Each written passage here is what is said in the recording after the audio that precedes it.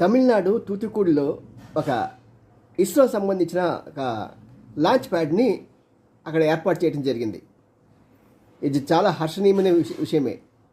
కానీ ఇక్కడ DMK party వాళ్ళు ఏం చేస్తున్నారంటే, ఆయనకి సెంట్రల్ గవర్నమెంట్కి పడదు కనుక ఎలాగైనా సరే మోడీతో తగాదా పెట్టుకోవాలని ఒక పక్క మరి ఇదివరకు ఎల్టీటీ ఉండేది కదా, దాన్ని తిరిగి రివైవ్ చేయాలని ప్రయత్నాలు చేస్తూ, రెండో పక్క ఇక్కడ వాళ్ళ పేపర్లు ఇచ్చిన అడ్వర్టైజ్మెంట్లో ఓ పక్కనేమో స్టాలిన్, ఇంకో పక్క వాళ్ళ చెల్లెలు, రెండో పక్కన మోడీ గారు, వీరిద్దరి మధ్యలో ఒక ర్యాకెట్.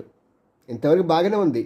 కానీ ఆ ర్యాకెట్ యొక్క పై భాగాన మనకి చైనా యొక్క ఫ్లాగ్ కనిపిస్తుంది. ఆ సింబల్స్తో పాటు దాన్ని వేశారు. అంటే వీరి ఉద్దేశం ఏంటి? చైనా మన మిత్ర దేశమన్నా, చైనా మాకు సపోర్ట్ ఉంటుందా? మోడీ గారికి చైనా అంటే పడదు కాబట్టి